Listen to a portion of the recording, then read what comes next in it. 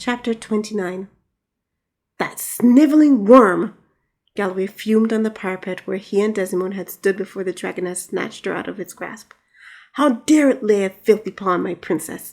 When I get my hands on it, I shall rend it limb from limb. My blade will be the last thing it sees before I condemn it to hell. Do dragons have souls to go to heaven or hell?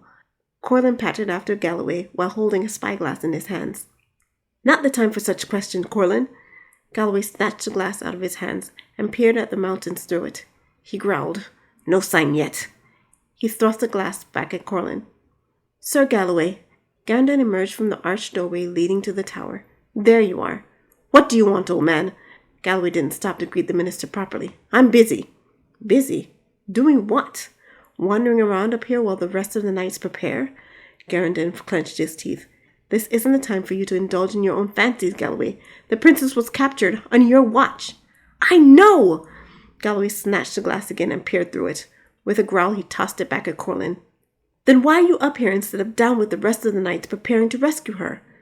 "Let me ask you, O wise minister," Galloway faced Garandin for the first time. "When the knights are fully prepared, where do we ride?" "To the dragon's lair, of course."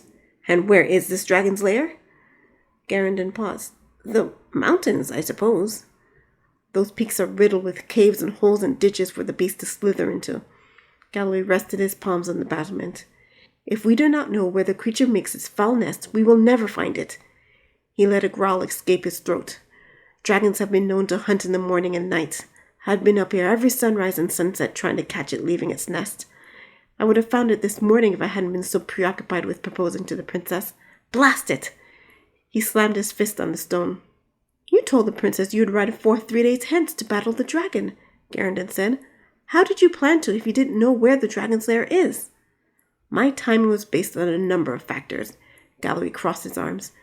"If I hadn't found the creature's lair in 3 days, I planned to ride forth on my own and track the beast. It could have taken days or weeks to find it." "Time we no longer have," Garandin heaved a sigh.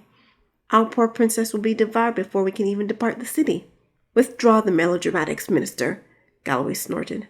"Dragons don't eat girls nearly as much as the stories say. Knights embellish this fact as a way to make their victories sound more glorious. No, I do not know why dragons kidnap maidens, but 9 times out of 10 they are unharmed by the time we reach them." He narrowed his eyes. "But I will have my revenge on the beast, and I will win Desimone from its disgusting claws." Garandin studied him a moment. "Sir Galloway, by my counsel, this is no longer the moment for you to indulge in your personal pursuits of glory. Do not ride alone. You must face the dragon with the other knights. There is victory in numbers." "I agree with you, minister." Galloway let his eyes rove over the mountainside bathed in the light of sunset. "Once I find the dragon's lair, I will ride with them to meet it. We will descend on it like a swarm. It will not escape again." A movement, a shifting of the shadows surrounding the mountains, drew his attention. He snatched the spyglass from Corlin. "Sir Galloway?" Garandin followed his gaze to the mountains. Galloway peered through the glass. He spotted a dark shape plunging to the earth before spreading its wings and taking flight. "There you are, you voracious fiend!" Moving the spyglass, he followed the flight path the dragon had taken when it dove to the earth. A dark hole carved out of the mountain caught his attention. The beast's lair. "I have you now." He stood, a triumphant grin on his face. "Send word to the knights. We must be ready to ride by morning's light. Our princess awaits." "You found the dragon's nest," Garandin said. "Aye, and the worm's days will come to an end within the week." Galloway shot a glare at Garandin. "Go, we have no time to waste." Garandin gave a small bow before rushing to the door. Galloway went back to the spyglass. He had to learn all he could about the terrain and the position of the cave. It would help in charting the most direct route to the beast's lair. "My lord," Corlin stepped up beside him, "I do not think you can leave at morning's light." Galloway swung around to face him. "Why not?" "The poison Master Knighton is making for you. It won't be ready until midday." "We shall ride without it."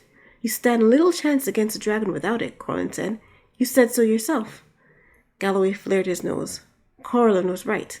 Unless he had the proper equipment, which his father said he must earn, he couldn't dispatch a dragon easily, not even with 24 knights behind him. His last encounter with the beast made that fact clear. "Well then, Corlin, go see if you can hurry the old man up." "Has the new net been delivered?" "Yes, my lord," Corlin nodded. "This morning." "Good. Go on." Corlin bowed and scurried out. Poison or not, dragon, Galloway narrowed his eyes at the dark shape in the sky. I will find a way to end you. With a sneer, he peered through the spyglass again.